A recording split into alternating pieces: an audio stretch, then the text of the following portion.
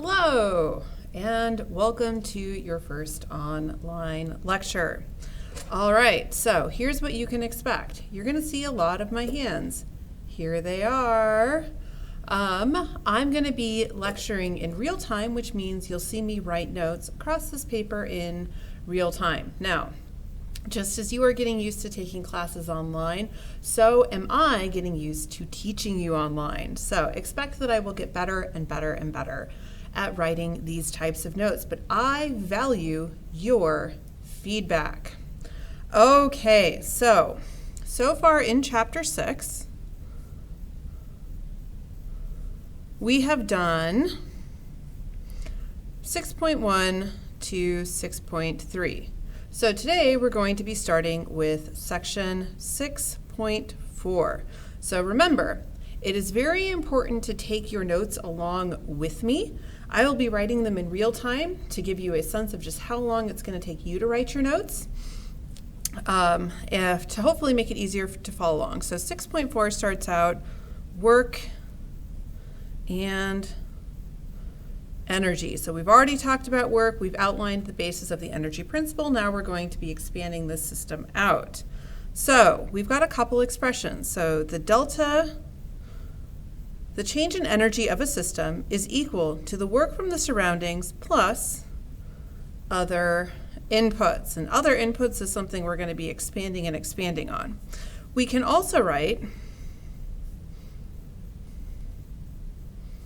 that the change in energy of a system is equal to the energy of the system final minus the energy of the system initial.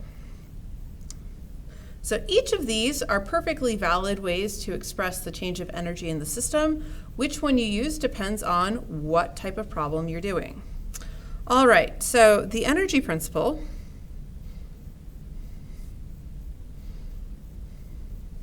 update form. So we've got the energy of a system final is equal to the energy of a system initial plus work from the surroundings plus other inputs. So this should look very similar to our position and velocity update form. So what you're going to see in this class as we build is that we see a lot of the same types of equations now just expanded for different types of systems and principles. And the system you analyze dictates what type of form you're going to need for the energy principle. So always ask yourself when solving a problem, what am I looking for? And that's generally a good question to ask in life. What am I looking for?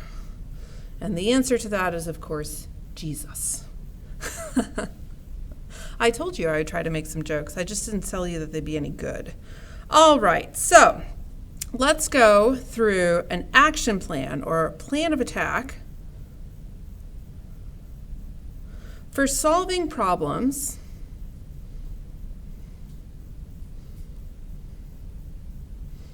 involving energy.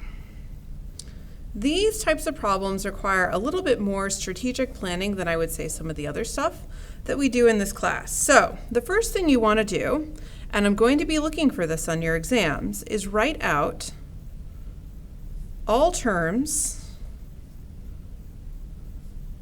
in the energy principle.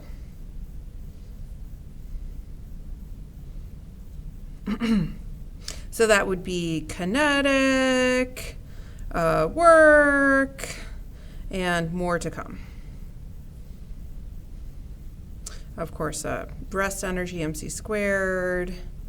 Okay, after you've done that, you want to identify terms that do not change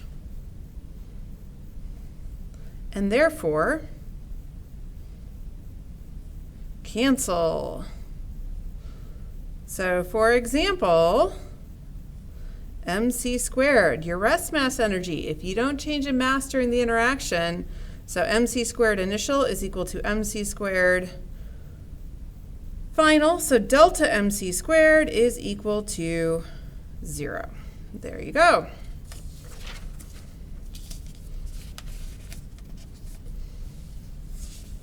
Back up to the top of a new sheet of paper. So I have to admit, I'm kind of wedged into a tight space right now. And if my child gets much bigger, this is going to have to change. All right, so after you've identified terms that cancel, you substitute all numerical values you know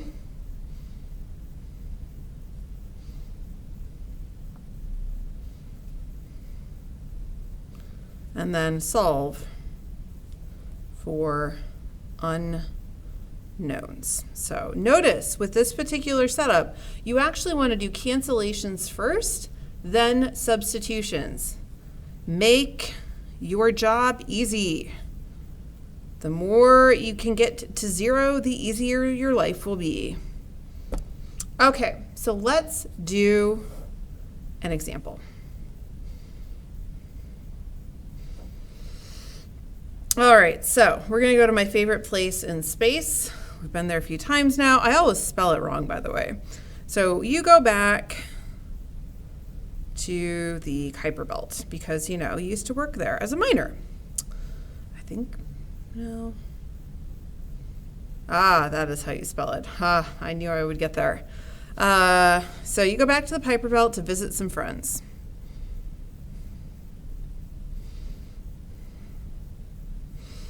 Yeah, at the mine. While you're there,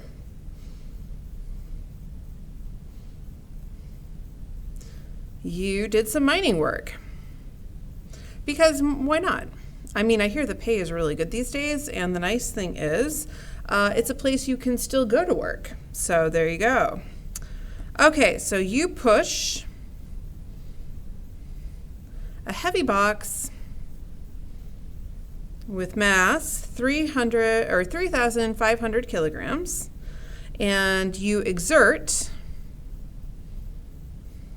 a force of 400 newtons in X, 600 newtons in Y, and 0 newtons in Z.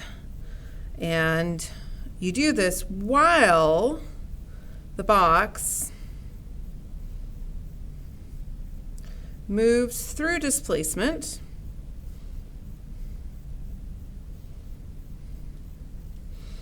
delta R is equal to 0.2 minus 0.4, 0.3 meters. One other thing to note, the initial speed is equal to 0.6 meters per second. Okay, let's scoot that up. There we go. Okay, so we want to know a couple things. What work did you do? What was the final kinetic energy? What is the final speed? And direction of VF. Of course, I always think of the bridge scene on Monty Python. What is your favorite color? Blue? I don't know. Green? Ah! By the way, great movie to watch if you're looking for suggestions. If you don't like it the first time, give it a couple more viewings. Okay, so hopefully you've written all that down. Let's start walking through the solution. Okay, so we need to set up our system. The system is going to be the box. We want to know the work you did to the box. So therefore, we need to put the box in the system. We're going to be using the point particle model. We have not talked about extended systems yet, so that's not an option at the moment.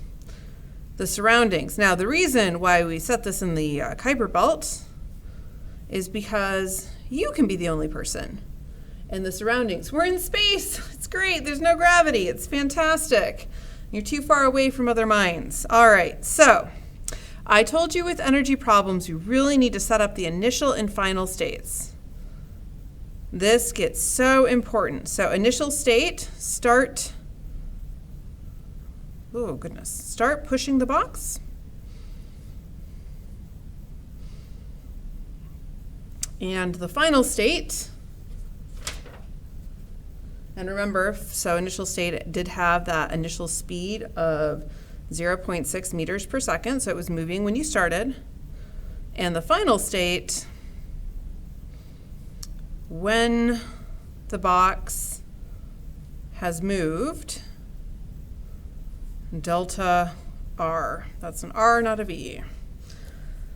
Okay, so this is how you set up your problem. So in this particular chapter, and chapter 7, and chapter 8, and chapter 9, problem setup is very important. So I expect your setups to look something like this. And a big reason why we're continuing to do quizzes and exams in the standard style is to give you the space to write a setup that looks like this. All right, so moving on. We're going to be using the energy principle. I want you to start listing your principles out because right now there are technically 2 you can use, momentum and energy. And eventually you'll be choosing between the 2 of them, so let's get in the habit now. So your final energy is equal to your initial energy plus any work. Okay, so energy is always equal to mc squared plus k. So this is naturally non-relativistic. So we can just use mc squared plus k is equal to mc squared plus k initial plus any work done. Oh my goodness, I dropped my square. C, there it is. Okay, so where are my zeros at? I think to bring in my zeros, we need a new pen color. So normally if we were in class, I would ask somebody to come up to the board and point them out, but not an option. So let's see. This is different from this, so this won't be 0. This is only on one side, so that won't be 0. But oh my goodness, look, you didn't lose any mass. So therefore, mc squareds are going to cancel. Here are our zeros. So we can then rewrite final kinetic energy is equal to initial kinetic energy plus work. Oh my goodness, so much easier than that big mess. This is what I mean by make your life easy. Get rid of as much as you can. Marie Kondo, these energy equations.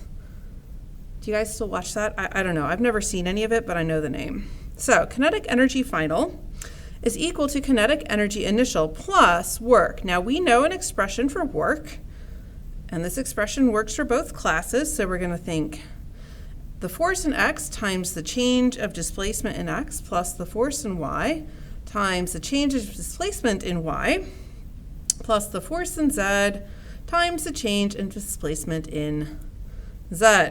All right, so let's plug in. I can't think of any way to get this any simpler, so we're going to plug in our knowns.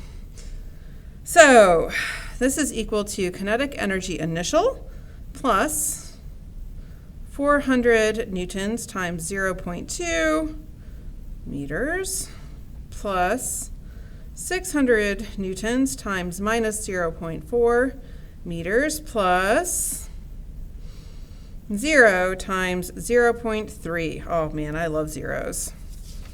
Okay, so we can see that kinetic energy final is equal to kinetic energy initial minus 160 joules. So kinetic energy final is equal to 1/2 mvi squared. Remember that vi is speed, not velocity, plus minus 160 joules.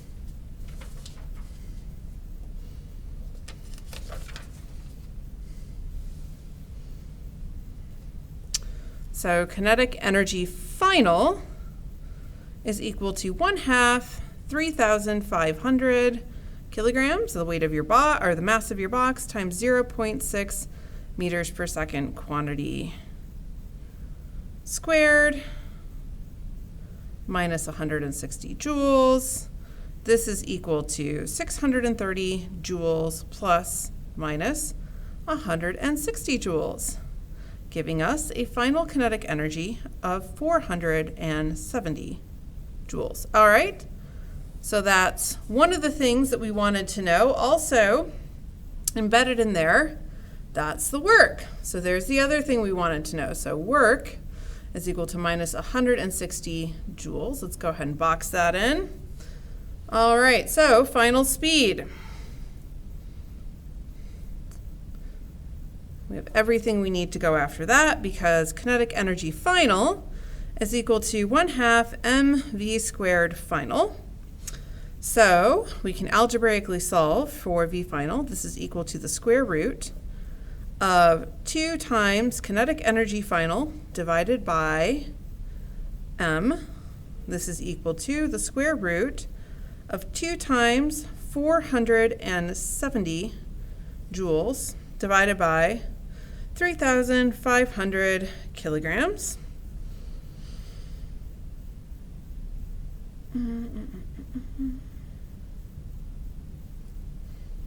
And so the final velocity is equal to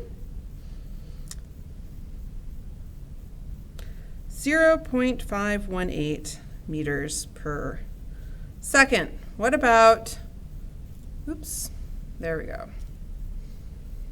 Direction of final speed or velocity.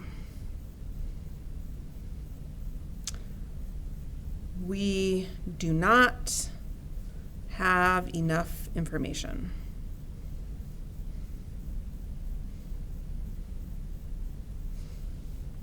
No such luck. Remember, energy is scalar. For direction, you might need our old friend, the momentum principle. And for that, we would need a delta t, which we don't have. No big deal. So if you had a question like this on a test or quiz or homework, you would simply say, I don't have enough information. And if you're right that there's not enough information, then you're right. Now, you will eventually get some problems where you'll have to use both energy principle and momentum principle, and you'll have things like delta t. So that is coming. Don't worry. Okay, so, and you could go after an approximate delta t, but the point is when you're doing a question that's clearly just energy principle and you'd have to make an approximation. It's safe to just stop there. Okay, so let's do another example. You are doing med ball, partner tosses. I mean, med balls are one of my favorite types of exercises to do, so anytime I can work them into a physics example, I'm probably going to do that. All right, so you fling a 10 kilogram ball horizontally forward with a velocity of 5 meters per second. How much work did you do on the ball?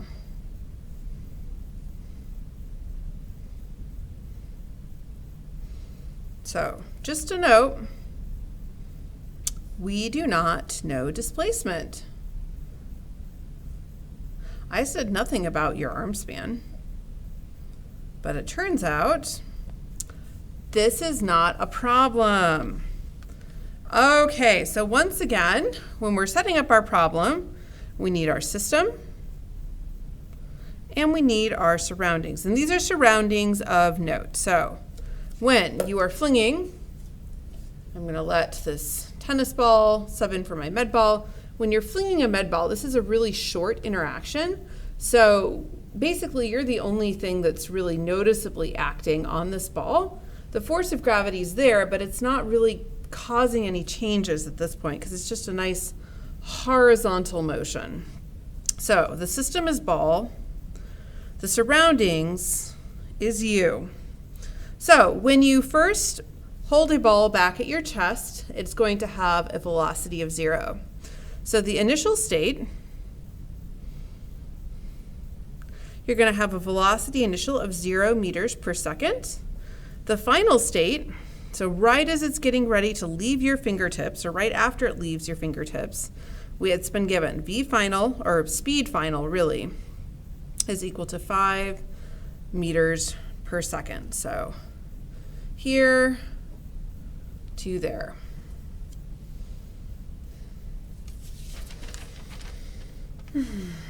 Okay, so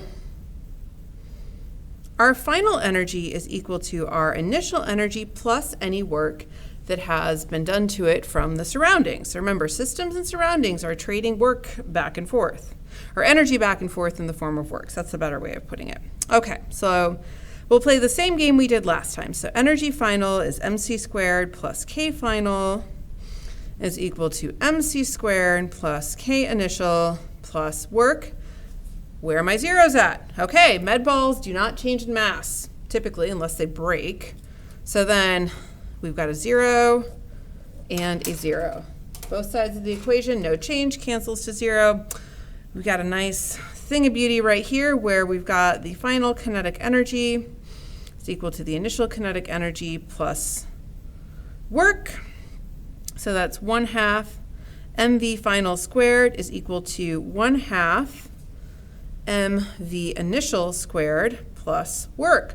Oh my goodness, we've got another 0. Remember, this is equal to 0, and therefore anything you multiply by 0 is equal to 0. So, getting better all the time.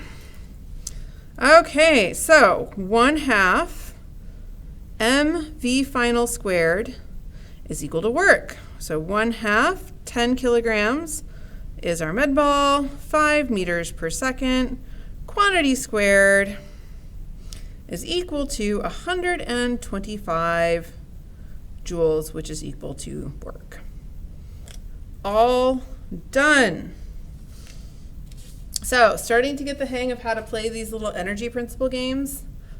The more you do it, the easier this is going to get in terms of the types of questions you need to ask. It's all about building habit, just like med ball tosses. The more you do them, pretty soon you're going to be throwing that 16 kilogram one back and forth, and it's going to be a nice day. Ooh.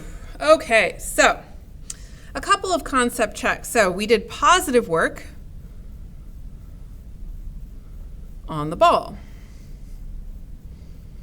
This makes sense. It got faster.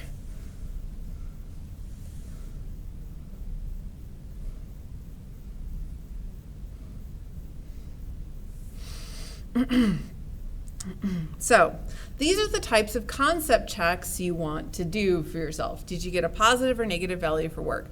Does it make sense? Did it get faster or slower? All right, so, and this is, I'm hoping that this is starting to give you an idea of just how powerful the energy principle is in terms of what you can learn from it. It's very, very cool stuff. In fact, if you work at the LHC, the energy principle, that's really your jam. Well, that and momentum principle. Okay, so what did we learn from the surroundings in the example that we just did? So the ball increased in energy by 100 joules. So presumably, you lost 100 joules. Actually, you lost a little more than that, but. So you gave energy of yourself to make that ball go faster. It's very kind of you. So you athletes out there, you give of yourself to make your sport happen. All right, so moving right along, and of course, some of you might be asking, but Dr. Grace, not everything moves classically. I mean, Einstein was like 100 years ago, and we've known about this for a while. And to which I would say you are absolutely right. We can also do the energy principle at high speeds. Thank you so much for bringing this up. Okay, so, and you'll see the game looks pretty similar. You just have some gamma factors to play around. So a positron, which of course is just this particle with the same mass as an electron, only with a positive charge, is acted on by an electric force. So it's a charged particle, you do an electric force, you get an interaction. So minus 7 times 10 to the minus 12, 0 newtons. And it has an initial velocity of 0.999 c. And we want to know what is V final, by that I mean the speed, expressed as a fraction of the speed of light.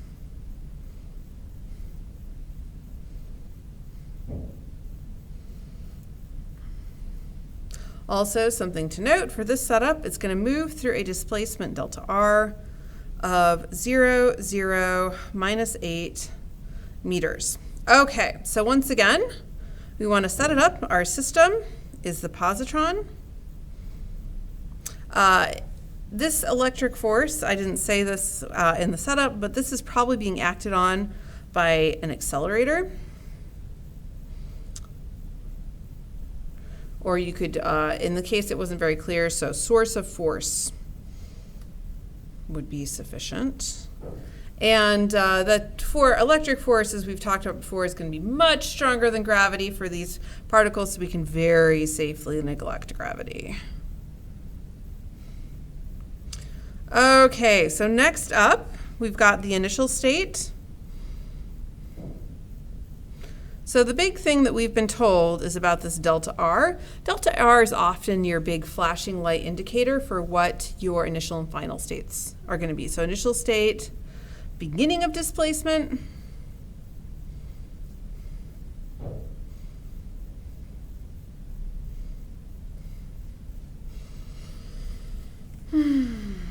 and our final state, end of displacement. Okay.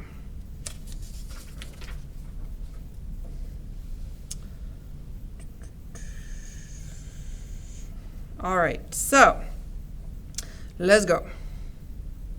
Energy final is equal to energy initial plus work. So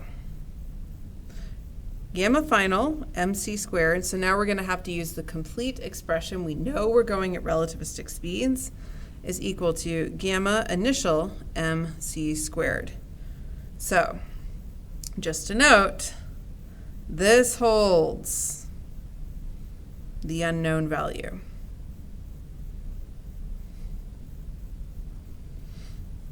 But we don't necessarily want to break that open just yet. We want to simplify as much as possible first. The games that you play with the energy principle is all about how can I make my life easy, not how can I make things as hard as possible.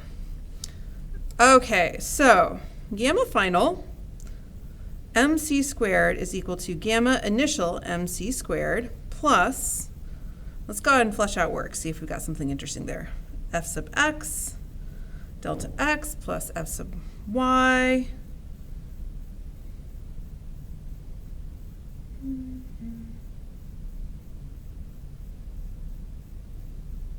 f sub y delta y plus f sub z delta z. All right, so I need to make a quick addendum.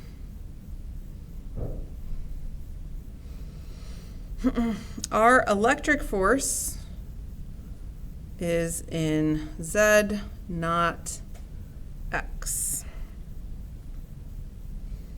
All right, so end a dead. I think that's how that's spelled. Okay, so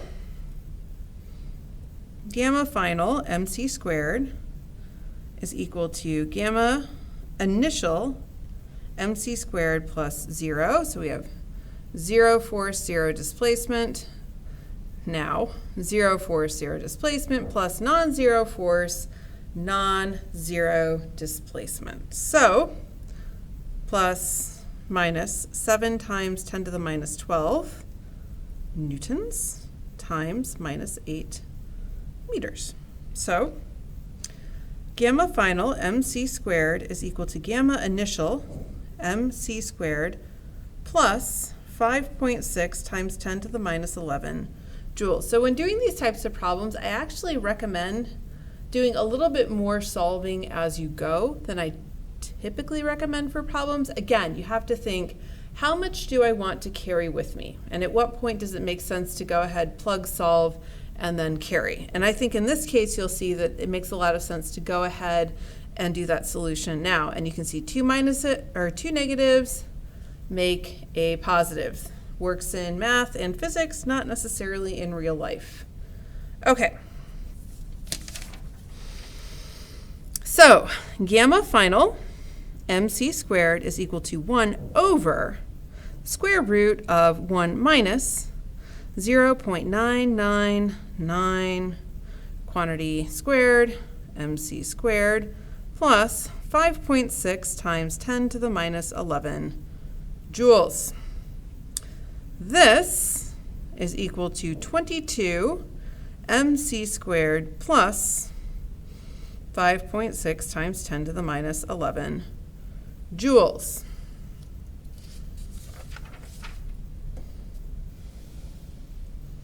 Alrighty, so gamma final is equal to 22 MC squared over MC squared, so we've divided both sides by MC squared, plus 5.6 times 10 to the minus 11 joules divided by MC squared. All right, so this is nice because that's just basically a 1. So then we have gamma final is equal to 22 plus 5.6 times 10 to the minus 11 joules divided by 9 times 10 to the minus 31 kilograms times 3 times 10 to the 8, our good old friend, the speed of light, quantity squared. Gamma final is equal to 713 joules. Okay, are we done? The answer is no.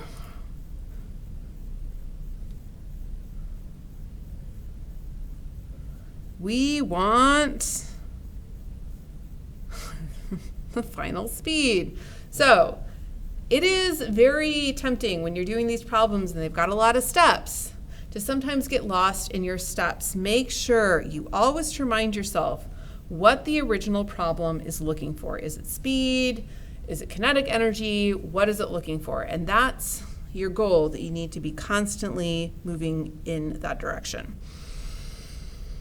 Okay, so we know that 1 over 1 minus V final C quantity squared, so that's just gamma final, is equal to this, which is equal to 713 joules from what we just solved.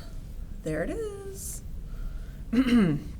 Okay, so let's do some algebra. 1 minus V final over C quantity squared is equal to 1 over 713 joules quantity squared. So what I did to get to there is I took the inverse of both sides and squared. And now V final over C quantity squared is equal to 1 minus 1 over 713 joules quantity squared.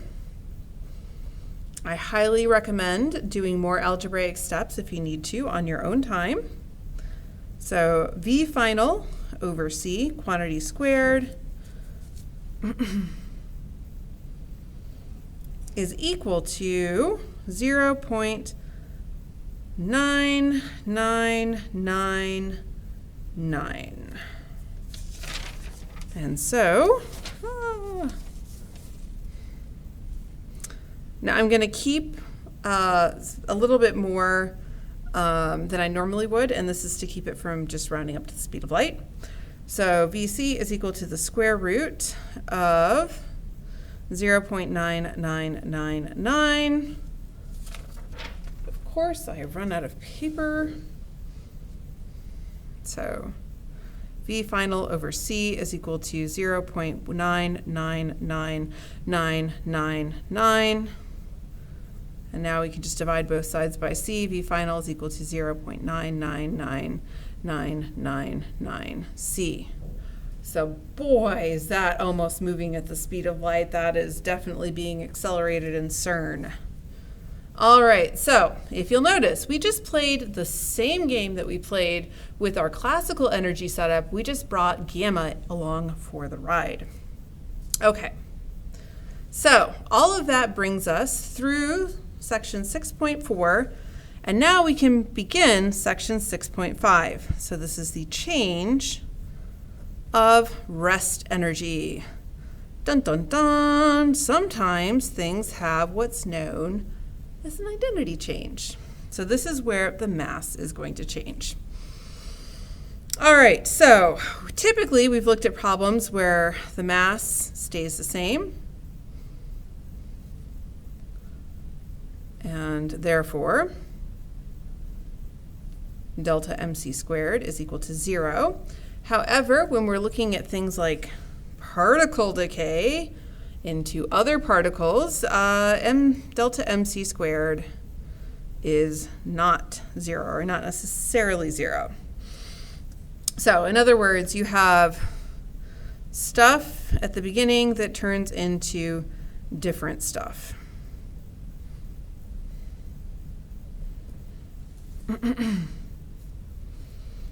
Instead of stuff that stays the same to stuff. So that's basically the difference in very, very colloquial terms, which are perfectly acceptable in lecture and do not work in final papers.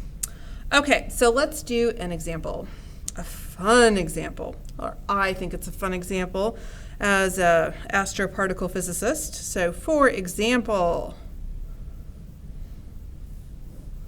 neutron decay.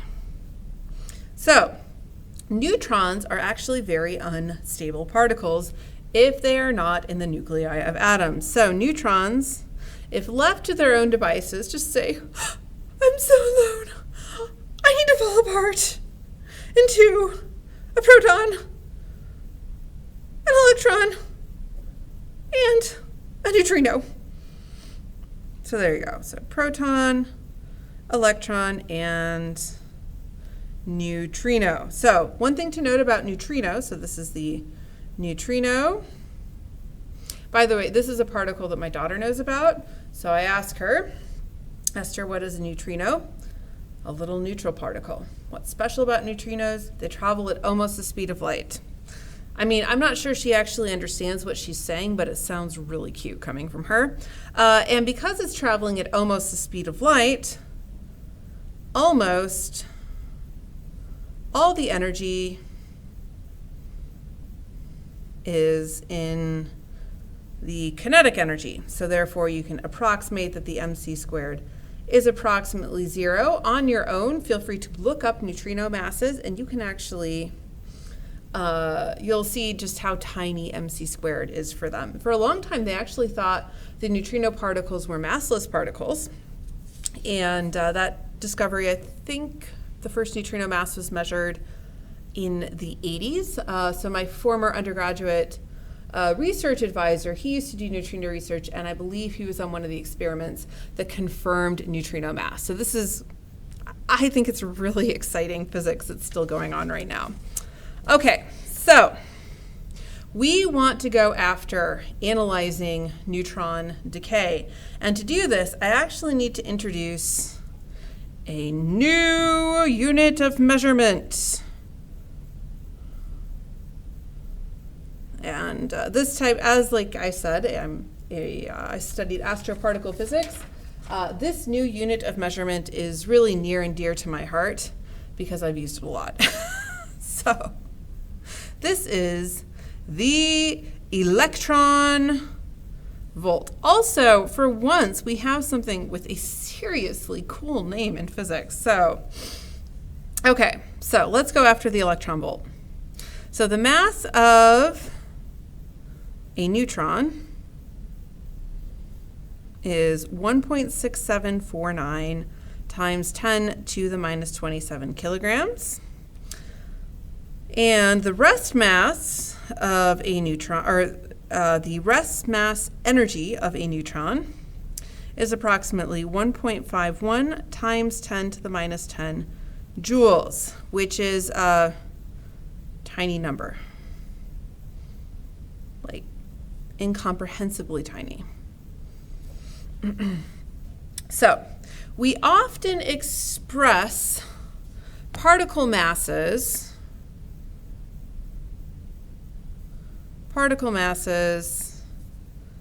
in units of millions of electron volts, or MeV. That's right.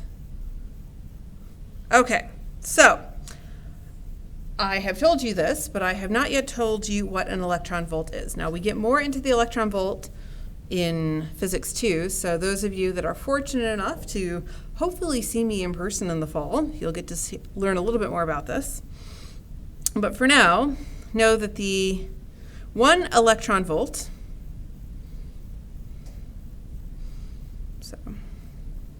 is the unit of energy required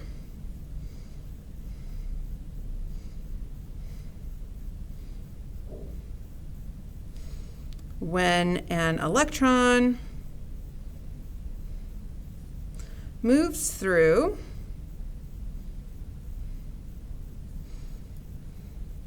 an electric potential of 1 volt. And so Physics 2 preview. By the way, I really hope to see all of you in Physics 2. I think we do some really cool things in Physics 2, and everybody kind of knows how to do a physics class. And it's really exciting. The more I teach Physics 2, the more I really just love teaching Physics 2. So this is my open invitation to all of you. I can't wait to talk to you about the rules of electromagnetism and to just build you some of the most exquisitely beautiful equations that I can show you at the undergraduate level. Okay, so I will stop waxing about how much I love Physics 2 and just tell you what you need for this semester. So for this semester, you need to know that the electron volt is written EV, and the mega electron volt, such a cool name, is abbreviated MeV, and 1 EV is equal to 1.6 times 10 to the minus 19 joules, and 1 MeV is equal to 1 times 10 to the 6 EV, so it's equal to 1 million electron volts. Okay, so we have standard expressions of our typical particles in terms of their rest energy.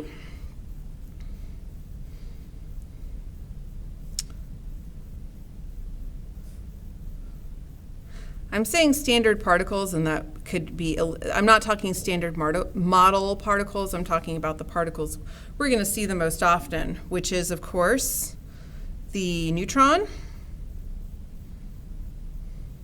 That is an N, which has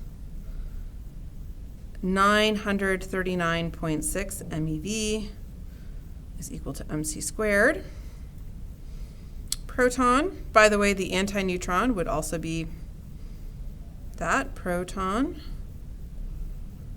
So 938.3 MeV mc squared. So that antiproton would have the same rest mass, and then the electron 0.511 MeV. They're very light. That's equal to its, and the rest mass energy. And of course, the positron would have the same rest mass energy because antiparticles refer to charges, not masses. These I would expect you to know. So you will still give access to your standard formula sheet for exams, and you will turn that in with your exams per the normal tradition. Okay, so we can express mass